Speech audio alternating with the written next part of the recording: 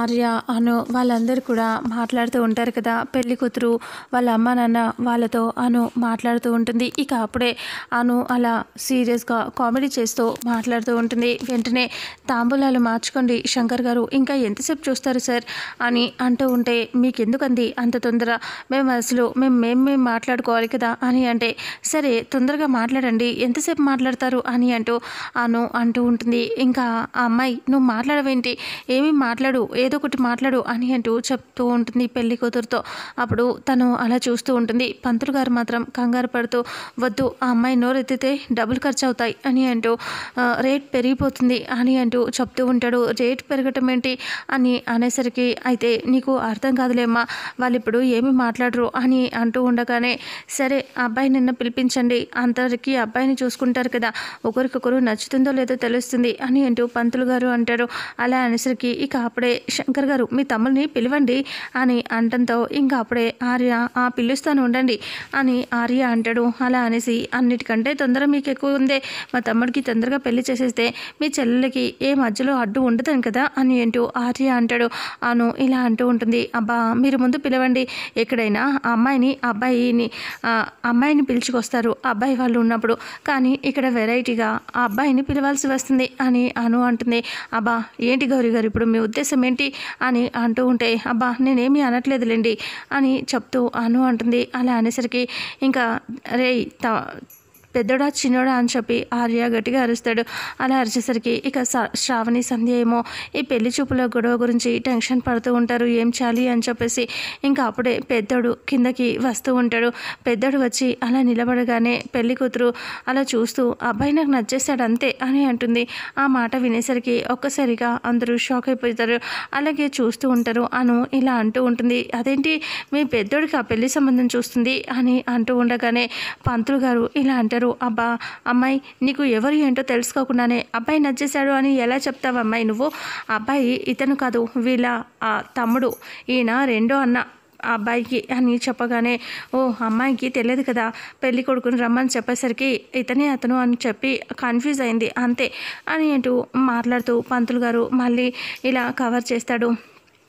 సరే ఇప్పుడు మీరు ఆ తమ్ముని పిలిపించండి అని చెప్పగానే, సరే అని చెప్పి, పెద్దోడా వెళ్ళరా, వెళ్ళి వాడిని తీసుకురాపో అని చెప్పి ఆర్య అంటాడు. అలా అనేసరికి సరే అన్నయ్య అని చెప్పి వెళ్తూ ఉంటే, శ్రావణి, సంధ్య అప్పటికి మాట్లాడుకుంటూ ఉంటారు అక్కడ. అప్పుడు సంధ్య అంటుంది శ్రావణితో, ఎలాగైనా ఏదో ఒకటి చెయ్యు, ఆ పెద్దోడితో చెప్పి ఈ పెళ్ళి క్యాన్సిల్ అయ్యేలా చెయ్యు అని సంధ్య చెప్తుంది. అప్పుడు శ్రావణి, సరేలే ఏదో ఒకటి నీకోసం చేస్తాను అని ఉంటుంది. అలా అనేసరికి ఇక పెద్దోడు అలా వస్తూ ఉండగా పెద్దోడిని టెర్రస్ పైకి వెళ్ళేసి ఇంకా పక్కకి లాక్కెళ్తుంది శ్రావణి. అప్పుడే, ఏంటి శ్రావణి గారు, నన్నేంటి ఇలా లాక్కొచ్చారు మీరు అని కోపంగా అంటాడు. అప్పుడే శ్రావణి ఇలా రొమాంటిక్గా ప్రేమగా మాట్లాడుతూ ఇంకా చేతులు పట్టుకొని ఇలా ఉంటుంది, అది కాదు, నేను ఏం చెప్పబోతున్నానంటే అని ఏం చెప్తారు, మా అన్నయ్య మా తమ్ముడిని తీసుకురమ్మని చెప్పాడు, నేను వెళ్ళాలి అని ఉంటే, అబ్బా నేను మీతో ప్రేమగా మాట్లాడదాం అనుకుంటే మీరు వెళ్ళిపోతాను అంటారేంటి అని శ్రావణి అంటుంది. అలా అంటే, నాతో ప్రేమగా మాట్లాడతావా అని అనేసరికి, అవును అందుకే కదా ఇక్కడికి పిలిచింది అని శ్రావణి అంటుంది.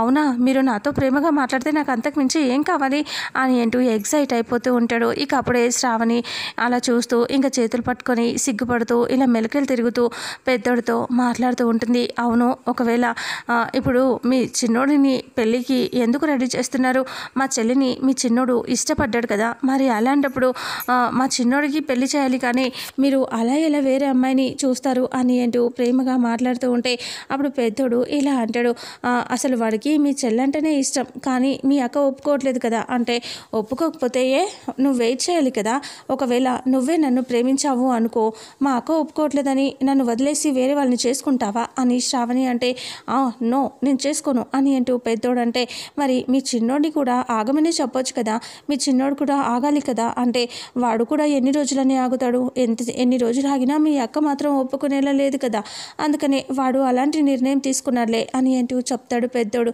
చెప్పేసరికి అప్పుడు శ్రావణి ఇలా అంటూ ఉంటుంది, ప్లీజ్ అలా చేయొద్దు, ఎలాగైనా ఈ సంబంధం ఆపండి అని అంటూ చెప్తే, ఇంకా అలా నేనెలా చేస్తాను, అంతా మా అన్నయ్య డిసైడ్ చేసేసారు, ఇప్పుడు నేనేం చేయలేను కదా అని పెద్దోడు అంటాడు.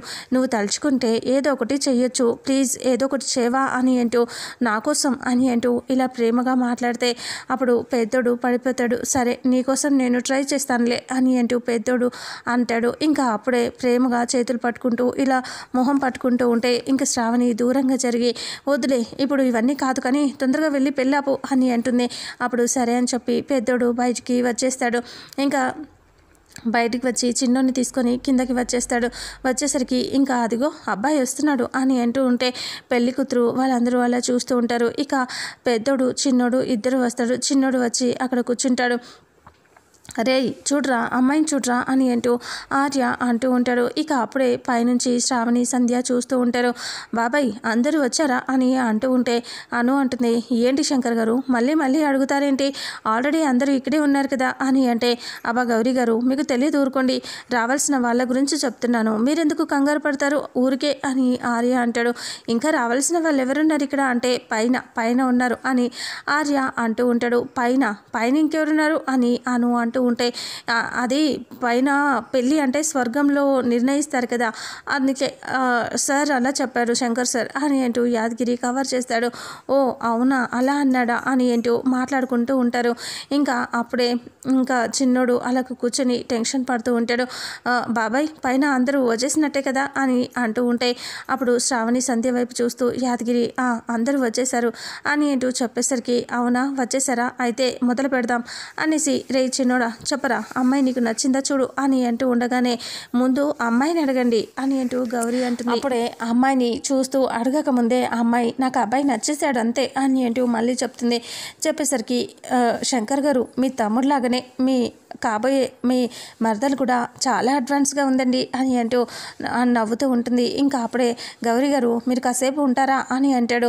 అలా అనేసరికి ఇంకా ఆలస్యం ఎందుకు, అమ్మాయికి నచ్చేసిందంట, ఇదిగో తాళి కూడా తెచ్చిపెట్టాను, తొందరగా తాళి కట్టించేసేయండి అని అను అంటుంది. ఇదేంటి గౌరీ గారు మీరు ఇంతలా స్పీడ్గా ఉన్నారేంటి అంటే, మీ చెల్లెల్ని మా తమ్ముడు ఎక్కడ చేసుకుంటాడో అని చెప్పి భయపడి ముందుగానే మీరు ఇవన్నీ ప్లాన్లు చేశారు కదా అని అంటే, లేదు నేను ప్లాన్ ఏం చేయట్లేదు, అనుకోకుండా తాళి అయితే రెడీగా పెట్టాను అంతే అని అంటూ అను అంటుంది. అలా అంటే మీరు ఏ ఉద్దేశంతో పెట్టారో నాకు తెలుస్తుంది లేండి అని అంటే, అబ్బా మీరు ఏదో ఒకటి మాట్లాడండి ఫస్ట్ వాళ్ళతో అని అంటూ ఉంటే, ఇంకా ముందు అమ్మాయిని లేచి ఇటువైపు రమ్మనండి, చిన్నోడు పక్కన నిలబడమనండి అని ఆర్య అంటే, ఇంకా సరే అని పక్కన వెళ్ళి నిలబడితే, అమ్మో ఇవి ఎన్ని డబ్బులు అడుగుతుందో ఏంటో అని పంతులు గారు టెన్షన్ పడుతూ ఉంటారు. ఇంకా అలా చిన్నోడి పక్కన నిలబెట్టి అలా చూస్తూ ఉంటే చిన్నోడు టెన్షన్ పడుతూ ఉంటే, అరే చెప్పరా అమ్మాయి నీకు నచ్చిందో చూడు, సూటిగా కళ్ళలోకి చూసి చెప్పు అని అంటూ ఉంటే పైనుంచి సంధ్య టెన్షన్ పడుతూ సీరియస్గా చూస్తూ ఉంటుంది. అప్పుడు చిన్నోడు టెన్షన్ పడుతూ అన్నయ్య అది అని అంటూ ఉంటే, రే చూడరా చెప్పరా అమ్మాయి నచ్చిందా నీకు అని అంటూ, నచ్చిందని చెప్పు నా మాట విను అని ఆర్య అంటే, సరే అని చెప్పి నచ్చిందన్నయ్య అని అంటూ చెప్తాడు. చెప్పేసరికి ఇక ఒక్కసారిగా ఆలోచిస్తూ ఇంకా టెన్షన్ పడుతూనే ఉంటాడు. ఇంకా సరే ఇద్దరికి ఒకరికొకరంటే నచ్చారు కాబట్టి అమ్మాయి పాట పాడు అని ఆర్య అంటే, అబ్బా ఈ రోజుల్లో పాట ఏంటి శంకర్ గారు మీరు మరీను అని అంటూ ఉంటే, సరే అయితే ఇంకేం చేద్దాం అని అంటూ సంధ్య వైపు చూసి, సంధ్య ఇంకా రియాక్ట్ అవ్వట్లేదు కదా అని చెప్పేసి, సరే మీరు ఈ తాళి కట్టేస్తే సరిపోతుంది కదా, ఈ గౌరీ గారి కూడా తొందరగా ఉంది, తాంబూలాలు మార్చుకోవటం ఎందుకు, ఇదిగో చిన్నోడా ఈ తాళి తీసుకొని అమ్మాయి మెల్లో కట్టరా అంటే ఒక్కసారిగా షాక్ అయిపోతాడు. ఇంకా అది చూసి, అన్నయ్య నువ్వేం చేస్తున్నావు అని చిన్నోడు అంటే, నేను చెప్పేది విను ఫస్ట్, నేను చెప్పాను కదా నీకు ముందే, అందుకనే ఇలా తాళి తీసి కట్టేసేయి అని అంటూ చెప్తే అలా చూస్తూ ఉండిపోతాడు. ఆర్య తాళిని పట్టుకోవటం చూసి సంధ్య కూడా షాక్ అయిపోతుంది. మరి తాళి కడుతూ ఉంటేనా సంధ్య రియాక్ట్ అయిపోయి అనుని ఒప్పిస్తుందా పెళ్ళికి, లేదా అసలు ఏం జరుగుతుందనేది రాబోయే నెక్స్ట్ ఫుల్ ఎపిసోడ్లో తెలుసుకుందాం.